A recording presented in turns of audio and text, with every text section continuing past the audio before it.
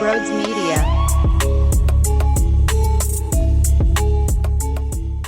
Hello. Welcome. This is not going to be a fun experience for me today. One, because I got dental work done and the left side of my face is so numb, I keep biting my tongue and the inside part of my cheek, and I don't know if I'm going to be able to make it through the program. Number two, Aaron Nola did not look good last night in Game 2 of the doubleheader. And you may be thinking, Brodes, there is just no way you can defend him anymore. And to that, I say you're wrong. I still believe the Aaron Nola that we saw against Arizona and the Aaron Nola that we saw against the Chicago Cubs is in there somewhere. Am I drunk? No. Did I need surgery to the point where I'm on Percocets? No. Am I stoned? No. He's not this bad. He's not this bad. That's what I keep coming back to. I'm willing to put up this fight. I'm willing to die on this hill. And you should respect that. Now, there are some of you that think I was avoiding this show. No. There was just a lot happening yesterday. The Eagles got their schedule release. That takes precedent over a St. Louis Cardinals series. Okay? The Fly Guys hired Rick Tocchet, new head coach in town. That takes precedent. There was an off day today. This was always going to be the recording day. Use the noggin, people. Use the noggin. We're going to take a lot of your phone calls. I'm going to give all of you the opportunity to roast, to crush Nola, to get all the feelings off your chest. And I'll react accordingly. But that's the way that this show's going to be set up. I don't know what to tell you. Other than when I watched Nola ball out against Arizona and Chicago, it's there. It's there. I don't know why he just had the worst damn start of his career. I don't know. I don't get it. There's one area of concern for me. One. That even made me laugh. But I said this more with an overhead view of the Phillies year after year after year, and it does apply perfectly. All jokes aside, it does apply perfectly to maybe what's happening with Aaron Nola, because when this does go down, I do have to peel back the layers and wonder what occurred to make this happen. When you go to the postseason and go all the way to Game 6 of the World Series, you go to the postseason, go all the way to Game 7 of the NLCS, you go to the postseason year after year as a workhorse pitcher who eats as much innings as he eats. I said this about Wheeler. I said this about Nola. I said this about a lot of just the guys that you rely heavily on. I do wonder if there's going to be sort of a payment where you have to take a hit, where there is a cause and an effect. And maybe we are reaching some of the effect with Nola. And the scary part is the contract. But I'm not ready to pull the plug on this yet. I'm not giving up yet. There may be a time. But it's May, mid-May, and trust me, it's not where I want to be mid-May. But let's see what this looks like as we bleed into June, mid-June. You ready for this take? I think Nola internalizes this. I do. I think he uses this as fuel. to be a fucking killer. Now, you think he's not a killer because of his demeanor, because he doesn't pump 98, 99. There's other ways to do it. He'll do it in an Aaron Nola-like way. Walking off the mound, fixing the shoulders after the 6th inning, when he's shoving, when there's a shutty going on, his pitch count is only at 79. He's still got ways to go. Feeling himself, curveball dancing, two-seamer coming into left-handed hitters, perfectly catching the inside part of the play. Oh! That's the blue behind the dish. Oh! As the hitter drops his bat. You know, it's a shame because as much as I do want to discuss what actually happened in the series, and we will, the Nola thing is a black cloud on this team after that specific series with St. Louis. Because there were other things. I mean, look, game 1, I wasn't really angry with the group after the game was over. You lose 3-2. And it was one of those games where I was actually watching the team fight. They go down 1-0 in the 4th. Bottom half of the 4th, you tie it 1-1. The Cardinals score in the top of the 6th. You respond in the bottom of the 6th. Boom, instantly. Now it's tied 2-2. And Matt Strahm came into the game, allowed a solo shot. You're down 3-2. And the only other opportunity you had in the game, if my memory serves me correctly, is the 8th inning with Bryson Stott. And ironically enough, with a couple base runners on, you were facing JoJo Romero, and he flied out.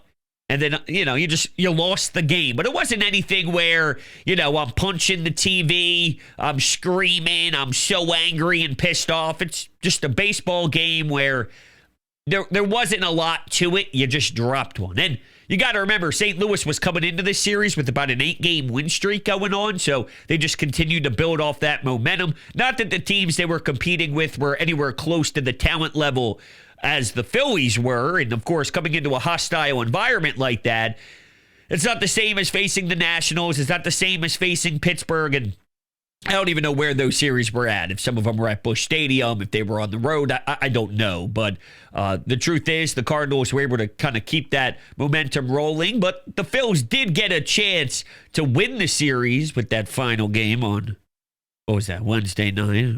Aaron Nola struggled a little bit because of what they did in that afternoon game. Now, I was actually at the ballpark. It was a rainy day.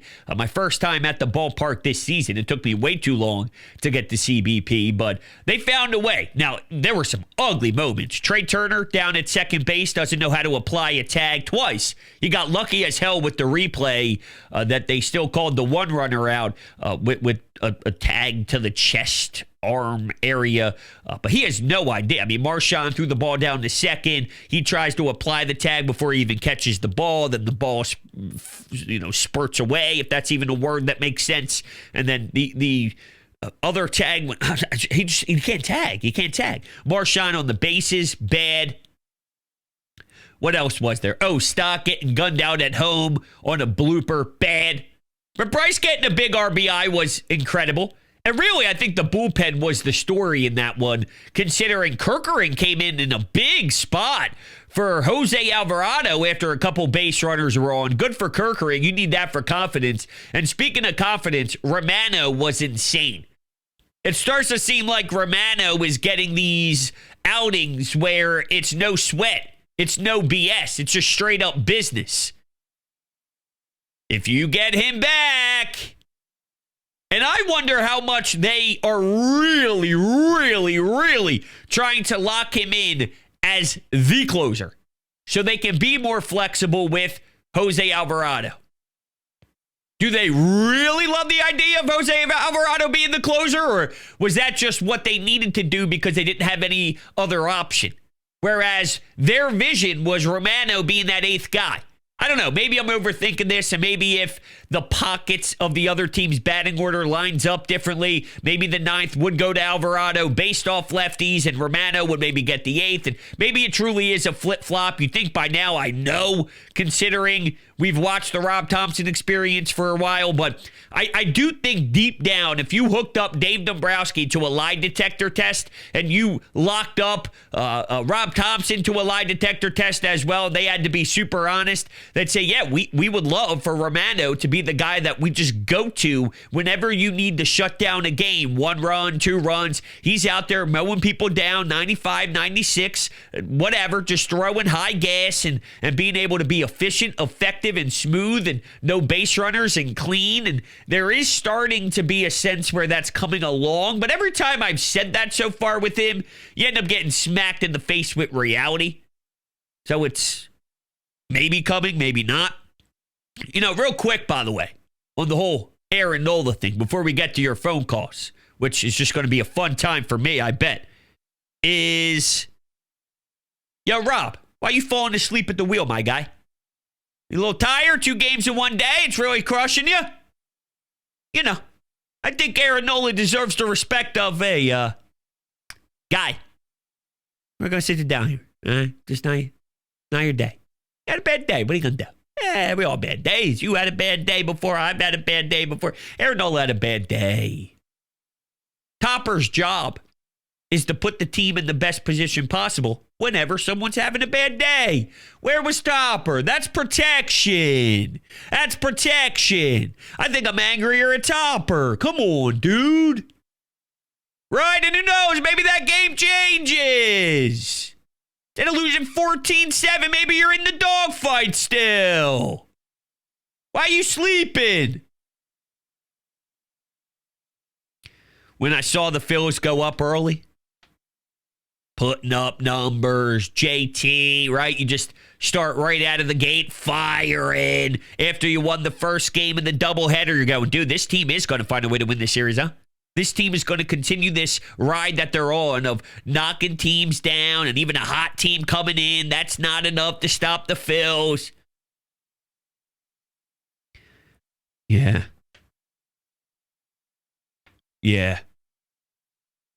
My emotions changed rather quickly. It got out of hand. It was a bad day. We've all had bad days. My lawn doesn't have a bad day anymore, though. That's because of Green Lawn Fertilizing. Based in the Philadelphia area, best in market, experts in New Jersey, Pennsylvania, and Delaware. They're so knowledgeable, it's not even funny. They've created their own custom blend that, by the way, turned my lawn into one of the most beautiful lawns in the history. And I've still got a couple of treatments to go, but through the first 2 treatments, it's night and day. I'm thinking to myself, this is outstanding. This is amazing. I can't wait to see once we get this next treatment rolling, which will be later on in the, what week is it? What day? The next week. Next week. So I'm just got saliva out the mouth in excitement thinking about my friends over at Green Lawn Fertilizing. I didn't pay attention to my lawn because I was an idiot. I was stupid. I went to the experts because I became smart. That's why I believe in Aaron Nola. I'm smart. And the first round is super important to lay the groundwork, so you need to get started today. What you got to do is check out the link down below in the description. It'll take you to their website. It'll tell them that Brodes sent you. And when signing up with that link, you get 50% off your first 2 treatments. 50% off your first 2 treatments. You can't miss out on this opportunity that Green Lawn Fertilizing is offering you right now as we speak. So do not be a fool. Make sure you get started. Join the Green Lawn Fertilizing family. It was the best decision I've made in my life. Go ahead. Do it now. Don't wait. Green Lawn Fertilizing. All right. With that, I do need my Celsius here. And yeah, I got to drink it out of a damn straw because if I don't, it just pours out of my mouth. So bear with me. It is a struggle. I think I bit my tongue 3 times through this show. Don't say I'm trying to hide. Don't say I don't put my body on the line. All right? Don't say I don't go out there and treat this like war for you all. I'm battling today. Let's go to the phones. I'm not looking forward to this. What's up, Brodes? I know you're a huge Aaron Nola guy, and I'm still a pretty big Aaron Nola guy myself, but that was extremely, extremely concerning. 12 hits 9 earned runs Was that it? by Nola Oh. allowed. I mean, that is just pathetic. There's no way to sugarcoat it. That is just pathetic. Your offense gives you immediately a 5-1 lead. You give that up. Schwarber ties the game on a solo homer. You immediately give it up in the next half inning. It's like, come on. Like, it was the Phillies had such a great opportunity to win both those games yesterday. Thank God they at least got one of them, thanks to some late 7th inning heroics by the offense and also the bullpen pitching. Fantastic. But, Nola has been very concerning. And I think every Phillies fan should be pretty concerned with him so far. I mean, besides the Chicago Cubs start on Sunday Night Baseball, and then that start he had the following 5 days or so afterwards against the Diamondbacks, he has been bad in every one of his starts, besides 2. And so what? He started... Timeout. Not true. Dodgers. Quality start. Don't tell me a quality start's bad against the Los Angeles Dodgers. That's not bad. It's not elite, but it definitely isn't bad, especially against that lineup. But I'll let you continue. 9 starts already this year, 9-10 starts this year.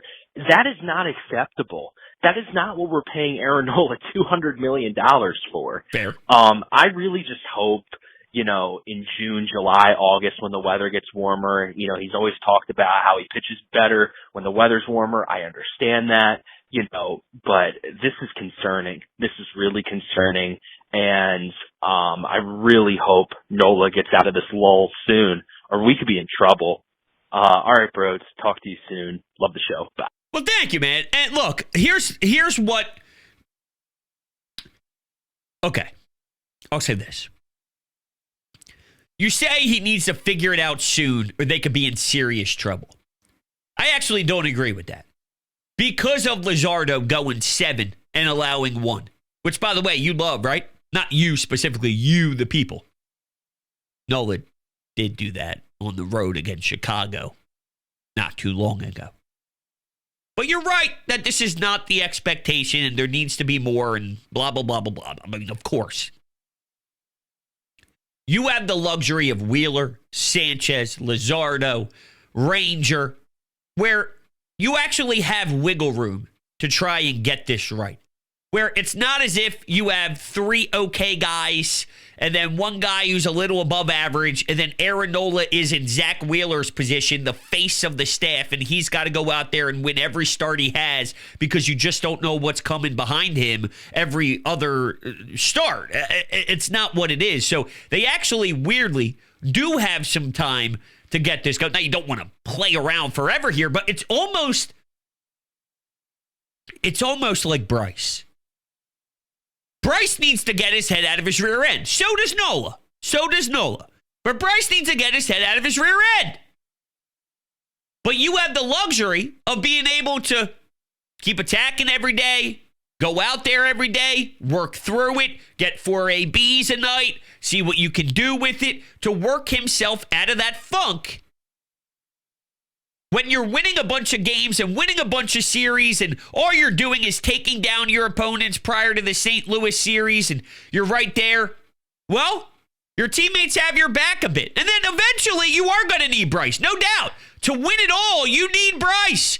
You can't survive forever with a 240 Bryce, with a 237 Bryce, with a lack of power Bryce, with the striking out Bryce, with the overpowered by the fastball Bryce, with the he's getting too many off-speed pitches Bryce, and he can't figure out his timing. We've seen all different layers of those versions of Bryce Harper. But I keep thinking it's Bryce Harper. He's Bryce Harper. Not telling you Aaron Nola is on the level of Bryce Harper. But I'm telling you, he's not double his ERA bad. So I know it's ugly. I know it's a grind. But I think there's 2 things here to consider. One, your pitching staff is one of the best in baseball. You actually can keep your head above water while this happens. So I don't think you're so desperate where, you're screwed forever. It might be rough. There might be some spots here where you are really unhappy with it. But there is time to get this back on the right track. That's one. And two, I go back to, he's done this a long time. And now he's never been this rough to start a year, to have this bad of a start in his career. I mean, maybe those are signs. But I need more time after the longevity that he's put in than 7-8 starts to tell me it's automatically over. Done. It's dead. The Aaron Nola experience, poof. Forever going to be a stiff. I can't do it. I mean, Romano, 3 outings ago was the worst ever. And Jeff Hoffman was the best relief pitcher ever. And now some of the numbers have started to teeter a little bit. Now it's started to get tinkered with a bit. And people are starting to settle. Why can't that happen with Knowles? Feel strongly about that. What's next? Aaron Nola doesn't get any run support? Easiest $300 I ever made. He fucking sucks. Send him to the pen. Trade him. Get rid of him. Sending him out every 5 days is worse than sending Walker out last year. Wrong. It's abysmal. Wrong. He's awful. Doesn't got it anymore. Fuck. Statistically speaking, he is not worse than Taijuan Walker last year. So don't give me that. Taijuan Walker's ERA last year off the top of my head was like 7.10. In fact, Aaron Nola's ERA is a whole 1 less. 6.16. So don't you dare. Don't you dare. And the one time he got run support, we went through this exercise before. Where through 6 starts, the offense scored 6 runs total. Yeah, he had run support and he had a rough day. Yeah, see, that's the stuff that irritates me a little bit, where they make it seem like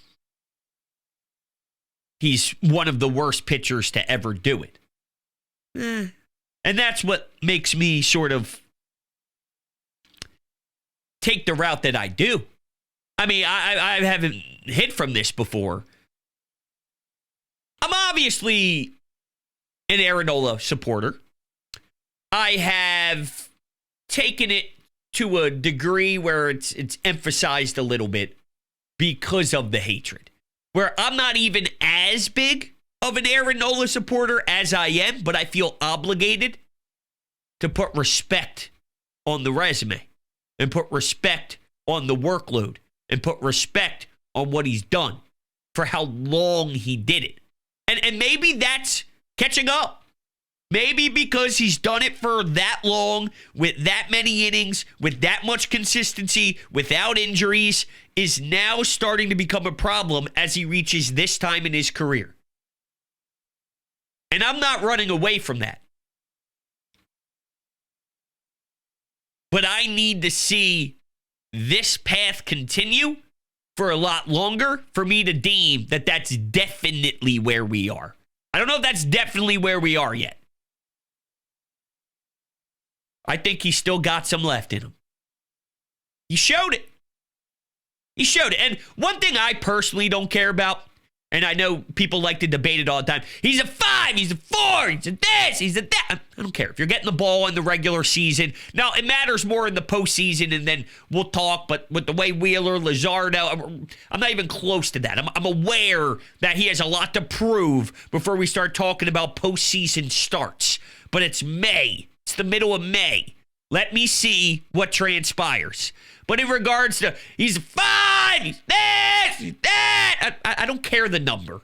The number to me throughout the regular season right now is the last thing on my mind. The number doesn't really have an impact for me now. You getting the ball every couple of days? All right. All right. We'll see where it goes from there. You want to start arguing antics or optics or whatever it is on what number starter he is? Luzardo pitches one day, Sanchez pitches the next day, Ranger pitches the next day, Nola pitches the next day, Wheeler pitches the next day, and then what? Oh, okay, we're just doing it again. All right, well, they're all getting the ball a day. Not wasting my breath on that. Let's go back to the phones. Yo, Brodes, I love you, man, but you win the dumbest tweet of the day award. Ooh. I took a screenshot, and you said, can't blame Nola. Hard to win 2 games in a day.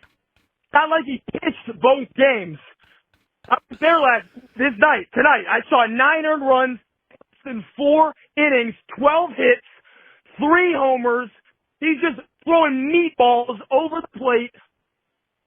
Brodes, how can you continue to defend this man? I need you tonight to just admit he is not the player he once was. Can you do that for me, Brodes? I don't know. I don't know if he's not the player that he once was. I don't know.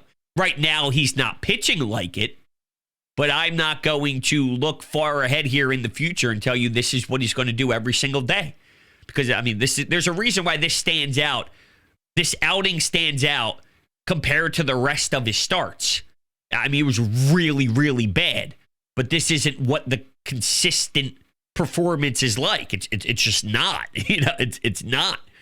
And my tweet, I was laughing at the responses. At 130-something responses currently. You really think that's my take? You really think I watched that baseball game? I watched Aaron Nola go 3 2/3. I think he gave him credit for 4, 3 2/3. Should have been less, and then maybe the game played out differently. Rob fell asleep. Damn you, Rob. You think I watched that baseball game and my takeaway was it's hard to win 2 games in a day? Dude got rocked. But it's okay. You know what? It's good for the soul. Sometimes it's good to get knocked down. Sometimes it's good to get tested. Sometimes it's good to be doubted. Take that as a challenge. Yup. Take pride in the bounce back. Take pride in the ability to shut people up. You know what? When does he get the next start? That's what we'll do right now. All right, here we go. Phillies. So we got the Pirates during this stupid weekend where they think we're actually rivals. Ranger, Wheeler, Sanchez. Then we face the Rockies in Colorado. Oh, no. Is he pitching in Colorado? Oh, no. Oh, no.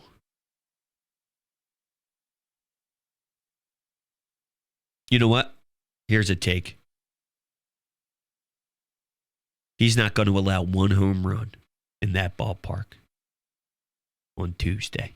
Is the 20th Tuesday? It is. Circle it. Tuesday, May 20th, 8:40 start. Lock in. Playing a 7-36 Colorado Rockies team. How many home runs do the Rockies have? MLB home runs by team 2025 stats. The Colorado Rockies, as a team, have, let's see, home runs. 24th in the league. Love this spot for Knowles. We'll take one more call. What's up, Brodes? I'm calling because I'm in the middle of watching this game. Currently, the game 2 of the doubleheader. And I can't figure out why every time Nola throws the ball, it leaves the frickin' yard. Every time. At what point, and I know this is a little early, but at what point are we going to say, moving into what should be a deep playoff run, when are we going to say Nola is not the number 2. Oh, I think we're already there. I mean, the organization definitely sees what's happening. I don't think right now they're even close to putting Aaron Nola out there following Zach Wheeler. It's Luzardo, and, I think they preferably would like Aaron Nola to be 3, but you have Christopher Sanchez and Ranger right now, and we still got to figure out the Andrew Painter experience and how all that's going to play out. But, there's so much time. So when is it a lock that he's not going to be a 1 or 2 in the playoffs? I mean, if this continues through June and we're in July and Luzardo's posting a 2-something ERA, then all right. But at that point, you have someone who's posting a 2-something ERA that you get to throw behind Zach Wheeler. That should be the focus, on top of what else is happening with your starting rotation. And I get it. It comes with the contract and the territory of getting paid and the frustration with Nola just because of the length of time he's been here when he was the number 1 before Zach Wheeler and all that stuff prior to the Bryce Harper, Philadelphia, Phillies era and all that stuff. But I think we're kind of already there right now. Now it's how do we unlock him again? And it's similar to where we are with Bryce. What are people saying, we can't bat Bryce in the playoffs? Or are they saying, we got to get Bryce out of this funk? We got to get Bryce right. We got to get Bryce feeling like Bryce and taking off. Or are they saying, hey, we got to get Bryce back because I'm thinking of the playoffs right now? No, it's, there's time to get Bryce to be Bryce. But yeah, it needs to happen by the playoffs. I think that's sort of their mentality with Nola right now is, of course, we need him back by the playoffs. Of course. But it's mid-May. So for the deep playoff run and all, right now, today, I don't think they're worried about how they're lining up their playoff matchups. But that is something they need to get done. It's far from then, if that makes sense. But anyway, I digress. That wasn't that bad. Was that bad? That wasn't that bad. Just telling you how I feel. You guys are the best. I love you. Go Phils. Go Nola. I'll talk to you on the next one.